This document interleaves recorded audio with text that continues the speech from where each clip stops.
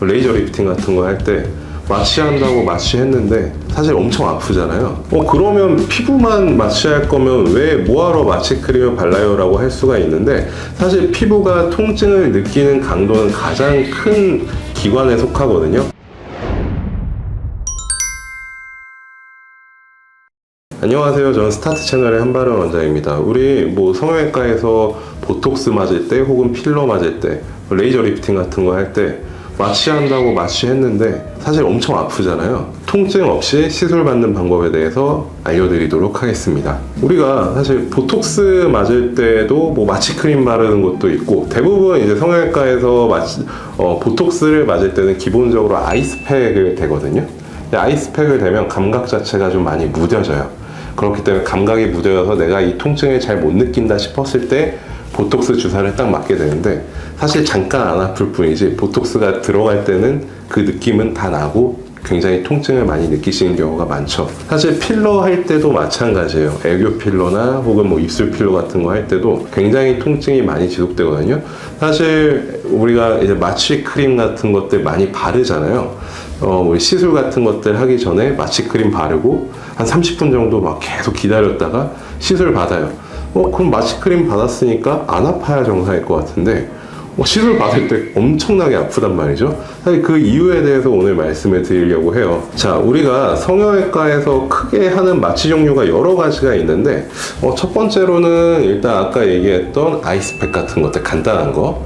두 번째로는 이제 마취 크림이라는 거는 이제 리도카인이라고 하는 우리 몸 감각을 마취시키는 약을 이제 연고로 흡수되게 만든 거고요. 그 다음에는 이제 주사로 직접적으로 마취를 하는 국소 마취라고 하는 방법이 있고, 그 다음으로는 이제 수면 마취, 우리 내시경 할 때도 마찬가지고, 그 다음에 성형외과에서 여러 가지 수술을 할 때 하는 수면 마취 하는 방법이 있어요. 전신 마취까지도 있지만 거기까지는 오늘 다루지 않는 걸로 하고요. 자, 우리가 어떤 시술들, 필러나 아니면 울세라 같은 시술들을 받을 때 마취 크림을 바르고 나서 시술을 했을 때 아픈 이유는 사실 마취 크림 자체는 피부까지밖에 닿지 않아요. 그러니까 마취 자체에 이런 좀 감각이 떨어지는 것들이 피부층에서만 작용을 합니다. 깊이 가도 진피층까지만 작용을 하게 되거든요.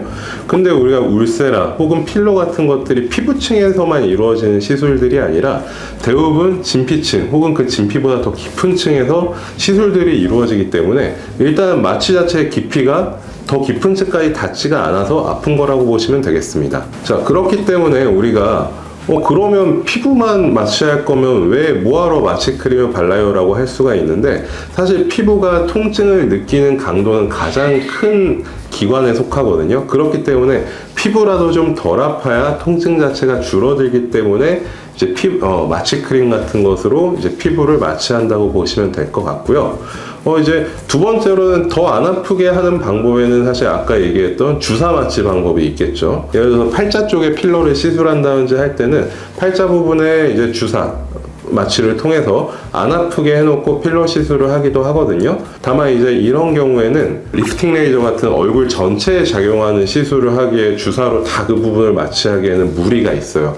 그렇기 때문에 우리가 통증을 안 느끼면서 마취약도 덜 쓰고 시술을 받으려면 이제 그때는 수면 마취를 하는 방법으로 들어가게 되는 거죠. 사실 이제 수면 마취 말씀을 많이 들어보셨을 텐데, 이제 수면 마취라는 건 사실 통증을 못 느끼게 한다기보다는 이 통증을 느꼈던 것 자체를 기억하지 못하고 통증을 좀 줄여주는 것에 가깝다고 보시면 되거든요. 그래서 이제 수면 마취 같은 경우에는 사실 많이 자주 하면 안 좋은 거 아니냐, 혹은 굉장히 무서운 마취 방법으로 알고 계신 분들도 꽤 있는데, 우리가 몸에 좋다고 할 수는 없죠. 좋다고 할 수는 없는데, 사실 내과 같은 데에서 내시경 할 때도 많이 쓰는 마취 방법이고요. 이제 수면 마취의 가장 큰 장점은 통증을 느끼지 않고 혹은 통증을 기억하지 못하고 시술을 끝낼 수 있다는 가장 큰 장점이 있어요. 그래서 이제 다만 이제 이런 것들을 계속적으로 반복하게 되거나 프로포폴 같은 이제 마약류에 해당하는 그런 약들을 사용해서 마취를 하기 때문에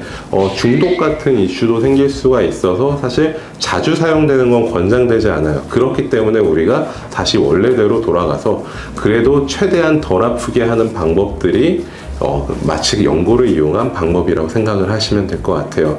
자, 그러면 이제 마취 연고를 덜 아프게 할 수 있는 방법에 대해서 좀 말씀을 드리자면, 첫 번째로는 일단은 마취 크림을 바르는 시간을 최소한 그래도 30분 이상으로는 해주시는 게 좋을 것 같아요. 마취 연고 자체는 사실 작용하는데 1시간 정도는 걸린다고 되어 있거든요. 하지만 이제 어떤 간단한 시술을 받기 위해서 1시간 동안 마취 크림을 바르는 것은 사실 시간적으로 상당한 무리가 있기 때문에 그래도 30분에서 1시간 정도 마취 크림을 계속적으로 바르고 있는 게 좋고요. 이제 두 번째로는 그 마취된 부분이 연고 자체가 증발되거나 휘발되지 않도록 밀봉해 주는 게 생각보다 굉장히 중요합니다. 우리가 성형외과에서 어떤 시술 받을 때 보면 마취 크림 바르고 나서 랩 같은 걸로 이렇게 덮어 놓는 거 보실 수 있어요. 그게 되게 간단하지만 굉장히 중요한 작용을 하거든요. 첫 번째로 흡수율을 굉장히 증가시키기 때문에 마취에 대한 통증 자체가 굉장히 내려가는 걸로 알려져 있고요. 두 번째로는 흡수 시간 자체도 굉장히 빠르게 만들어요. 그래서 아까 말씀드렸던 것처럼 한 30분 정도만 돼도 최대 마취 농도 정도에 도달을 하기 때문에 통증 없이 시술을 받는 데는 크게 무리가 없을 걸로 생각이 됩니다. 결론적으로 우리가 뭐 점을 뺀다거나 혹은 프락셀 시술 같은 것들처럼 정말 피부 표면에서 받는 시술들이 아닌 이상은 사실 대부분들의 시술은 마취 연고를 바르고 나서 시술을 받아도 아픈 게 어떻게 보면 당연하죠. 다만 이제 마취 연고를 안 바르고 했을 때와 마취 연고를 바르고 했을 때는 또 큰 차이가 있기 때문에 이런 마취 연고 잘 바르는 방법들을 참고하셔서 조금 더 통증이 적게 시술을 받는 데 도움이 되셨으면 좋겠습니다. 자, 지금까지 스타트 채널의 한바른 원장이었습니다. 감사합니다.